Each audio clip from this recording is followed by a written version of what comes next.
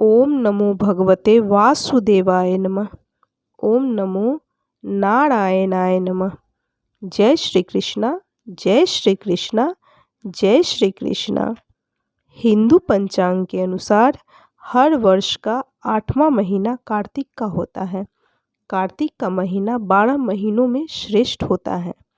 पुराणों में कार्तिक मास को स्नान, व्रत व तप की दृष्टि से मोक्ष और कल्याण प्रदान करने वाला बताया गया है। कार्तिक मास में दीपदान का बहुत ही ज़्यादा महत्व होता है। तो आइए आज हम दीपदान के बारे में जानते हैं। बंधुजनों, आज हम दीपदान कथा सुनेंगे, तो जितना हो सके इस कथा को शेयर कीजिए, क्योंकि आपके द्वारा अगर ये कथा कोई और भी सुनेगा तो उसका पुण्य फल भी आपको प्राप्त होगा। और कभी भी कथा को बीच में ना छोड़ें, कथा पूरा सुने। तो चलिए कथा शुरू करते हैं।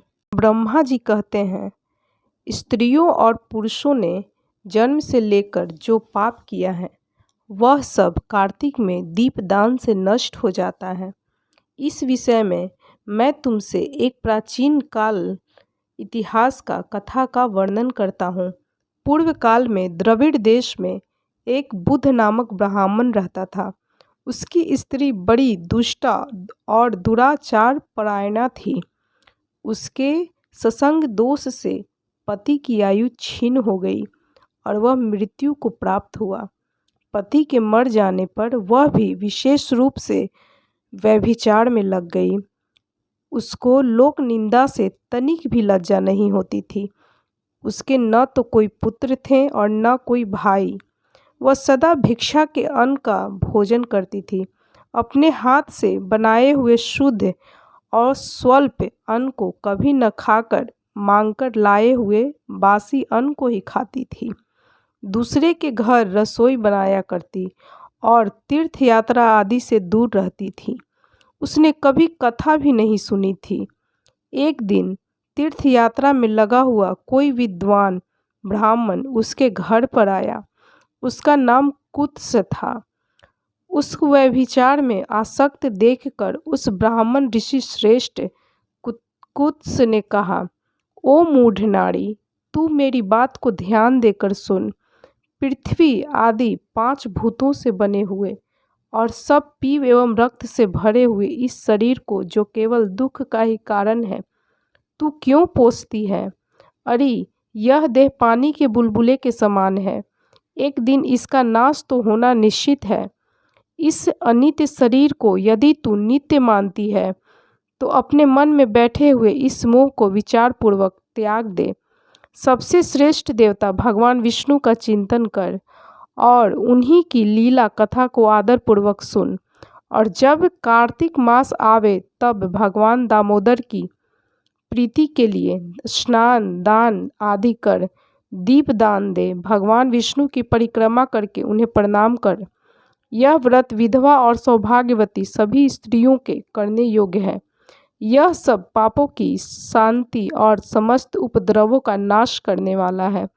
कार्तिक मास में निश्चय ही दीपदान भगवान विष्णु की प्रसन्नता बढ़ाने वाला है।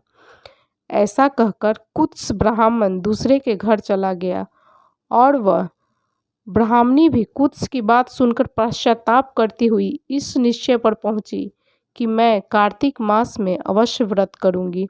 तत्पश्चात कार्तिक मास आने पर उसने पूरे महीने भर प्रातः सूर्योदय काल में स्नान और दीपदान किया। तदंतर कुछ काल के बाद आयु समाप्त होने पर उसकी मृत्यु हो गई और वह स्वर्ग लोक में गई और समय अनुसार उसकी मुक्ति भी हो गई। कार्तिक के व्रत में तत्पर होकर दीपदान आदि करने वाला व्यक्ति जो इस दीपदान कथा को सुनता है उसे मोक्ष की प्राप्ति होती है। उसे सौभाग्य और आरोग्य प्राप्त होता है। एक बार बोलिए, श्री विष्णु भगवान की जय। ओम नमो नारायणाय नमः। ओम नमो नारायणाय नमः। जब दीपदान देना हो तो उस समय इस मंत्र का उच्चारण करना चाहिए। दामोदराय विश्वासाय विश्वरूपधराय च नमस्कृत्वा प्रदास्यामि वयोम दीपम हरिप्रियम। इस मंत्र का उच्चारण करके दीपदान करना चाहिए। यदि वीडियो अच्छा लगा हो तो इसे लाइक कीजिए, शेयर कीजिए और सब्सक्राइब कीजिए।